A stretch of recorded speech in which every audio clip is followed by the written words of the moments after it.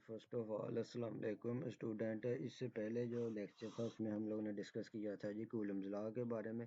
इसमें हम लोग इसका सिर्फ ओवरव्यू लेंगे, जिसमें हमारे पास कूलम्स का फार्मूला था F is equal to k Q1 Q2 over R square. हमारे पास इसका क्या फार्मूला आया था, F is equal to k Q1 Q2 over R square. F is equal to k Q1 Q2 over R square. F is equal to k Q1 Q2, ये हमारे पास इसका general formula आया था।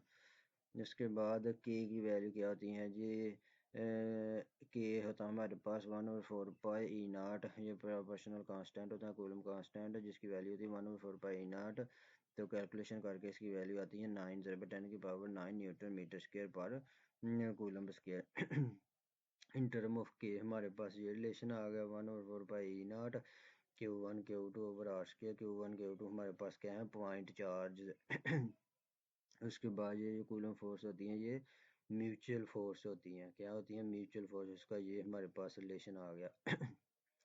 ये हमारे पास 1 2 के ऊपर फोर्स लगाएगा तो 2 क्या करेगा, 1 के ऊपर लगाएगा। It means it is in mutual force according to Newton third law. Action and reaction are equal in magnitude but opposite in direction.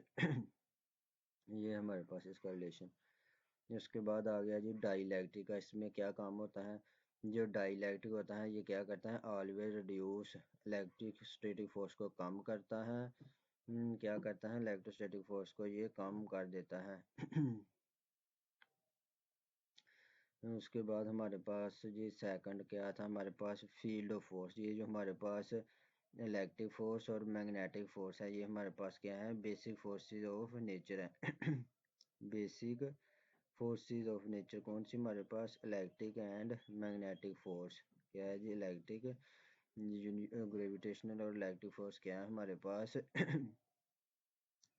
Gravitational and electric force. ये हमारे पास क्या है जी, basic forces of nature means nature में पाई जाती हैं। मिचेल फैराडे ने कंसेप्ट हमें दिया था किसका, इलेक्ट्रिक फील्ड का। इलेक्ट्रिक फील्ड का कंसेप्ट किसने दिया जी, मिचेल फैराडे ने। मिचेल फैराडे ने कंसेप्ट। इलेक्ट्रिक फील्ड इंटेंसिटी क्या होती है जी, इलेक्ट्रिक फोर्स पर यूनिट टेस्ट चार्ज। तो इसका फार्मूला होता है न्यूटन पर कूलम। इस तरह हमारे पास in term of test charge हमारे पास ये रिलेशन आ गया पॉइंट चार्ज की वजह से। अगर हम लोगों ने फोर्स चेक करनी है तो उसका रिलेशन हमारे पास ये आ गया। तो इलेक्ट्रिक फील्ड इंटेंसिटी का हमारे पास रिलेशन क्या होगा, फोर्स पर यूनिट टेस्ट चार्ज। तो टेस्ट चार्ज से टेस्ट चार्ज कैंसिल हो जाएगा, तो ये रिलेशन आ जाएगा के Q ओवर आर स्क्वायर। इसी तरह आगे हमारे पास आ गया जी electric field lines. Electric field lines हमेशा क्या होता है, पॉजिटिव से आउटवर्ड निकलती हैं और नेगेटिव के इनवर्ड हमारे पास होती हैं। ये हमारे पास पॉजिटिव से निकलती है, नेगेटिव में एंटर होती हैं।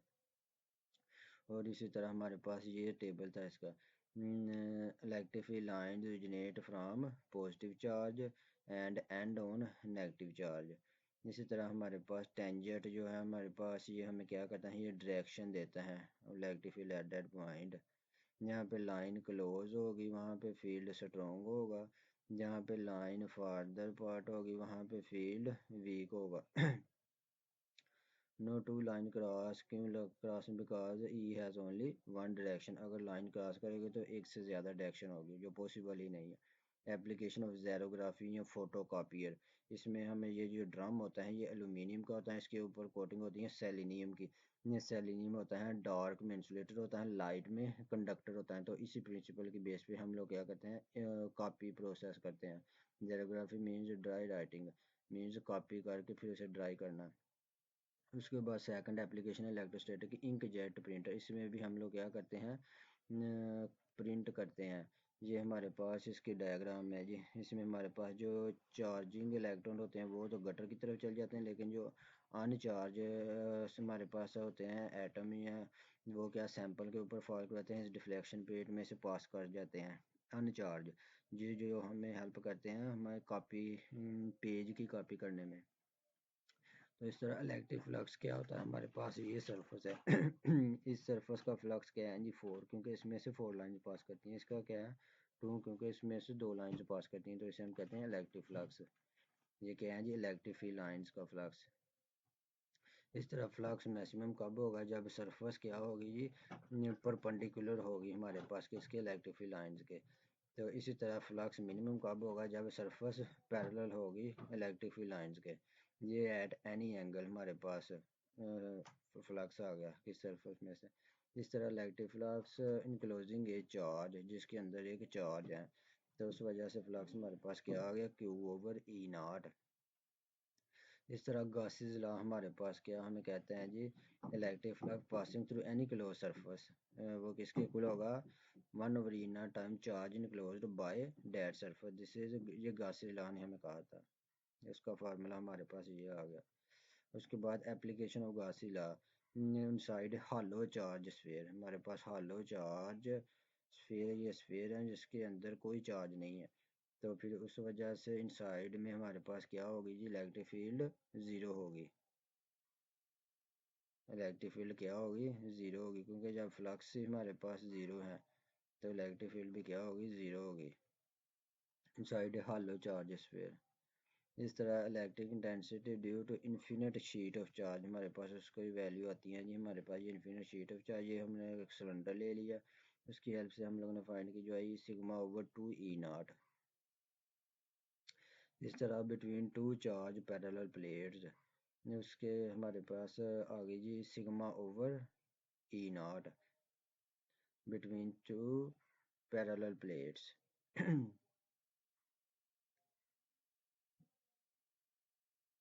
इसी तरह हमारे पास आ गया जी इलेक्ट्रिक पोटेंशियल।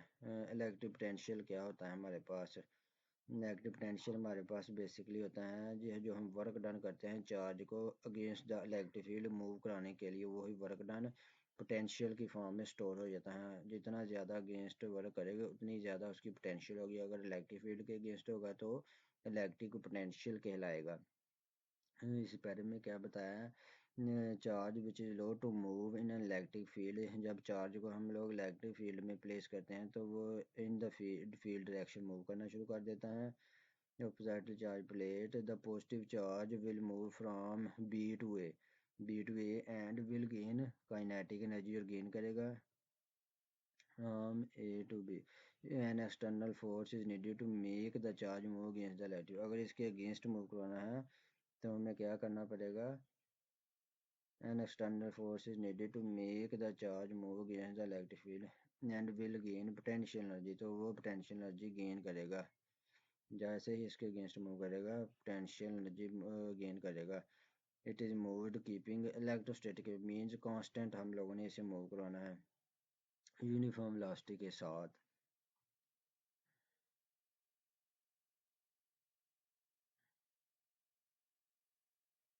then फिर work done by the external force against the electric field increase electric potential, तो इलेक्ट्रिक पोटेंशियल उसका क्या होगा, इंक्रीज होगा, that is moved. Work done हमारे पास क्या होगा जी, you B minus U A, उस पोटेंशियल के डिफरेंस के इक्वल होगा, द चार्ज इन इक्विलिब्रियम, तो हमारे पास पोटेंशियल एनर्जी ये आ जाएगी। जिसमें हमारे पास ये पोटेंशियल एनर्जी को potential energy at point A and B. इस तरह डिस्क्राइब द इलेक्ट्रिक फील्ड में to the idea of electric potential difference, electric field को एक्सप्लेन करने के लिए क्या किया हम लोगों ने, इंट्रोड्यूस किया जी इलेक्ट्रिक पोटेंशियल डिफरेंस का कंसेप्ट। पोटेंशियल डिफरेंस दो पॉइंट के दरमियान इन एन इलेक्ट्रिक फील्ड के अंदर is defined as work done in carrying a unit positive charge from point A to B, keeping the charge in equilibrium is work done हम लोगों ने ये किया चार्ज के ऊपर, मीन पोटेंशियल चेंज हुआ। V and VB are defined as electric potential at point A and B, potential difference and electric potential difference between point A and B related as, ये हमारे पास वर्क डन आ गया जी, change in potential. Potential difference between 2 points can be defined as the difference of potential energy per unit charge के लिहाज से जो potential energy का difference है। potential energy का unit joule होता है हमारे पास, unit potential difference is joule per coulomb, हमारे पास आ गया जी जूल पर कूलम, ये यूनिट आ गया। पोटेंशियल डिफरेंस हमारे पास just between two unit from one point keeping, अगर हम लोग ऑफ पोटेंशियल डिफरेंस 1 वोल्ट अगर हम वर्क करेंगे 1 joule to move a unit positive charge from one point to other. तो ये आ गई 1 वोल्ट की definition.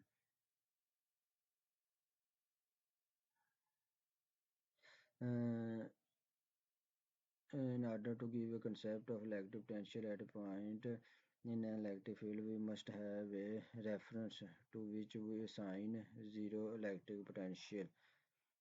Zero electric potential, this point is usually taken as infinity. जो zero electric potential है ये point infinity के ऊपर लिया जाता है। zero हमारे पास जो electric potential है ये point लिया जाता है taken at infinity. Take A to be at infinity and choose VA is equal to 0 and the electric potential will be, ये हमारे पास आ गया, और ड्रॉपिंग द पोटेंशियल जो जीरो इलेक्ट्रिक पोटेंशियल है वो हम कहाँ पे लेते हैं, इन्फिनिटी के ऊपर लेते हैं। पोटेंशियल है जिसमें वर्क डन होने चार्ज, सिंपल फार्मूला आ गया। Electric potential at any point हमारे पास क्या होता है, is an electric field is equal to work done in bringing a unit from infinity to that point keeping in equilibrium. Electric potential हमारे पास होती हैं, मतलब इन इलेक्ट्रिक फील्ड हम क्या करते हैं, वर्क डन करते हैं, किस लिए, in bringing a unit positive charge from infinity to that point keeping it in equilibrium. It is to be noted that potential at a point is still potential difference. जो potential होता है at a point is still potential difference होता है between the potential at that point. Both potential and potential difference are scalar quantity because work and charge scale. Potential और potential difference दोनों ही क्या है हमारे पास स्केलर क्वांटिटी हैं, because work and charge are scalar, क्योंकि वर्क और charge scalar हैं तो इसलिए ऐसे पोटेंशियल एंड पोटेंशियल डिफरेंस भी हमारे पास स्केलर क्वांटिटी हैं। तो आज के लिए इतना ही काफ़ी है, अगर समझ नहीं आई तो कमेंट बॉक्स में लाजमी पूछना है। Thank you.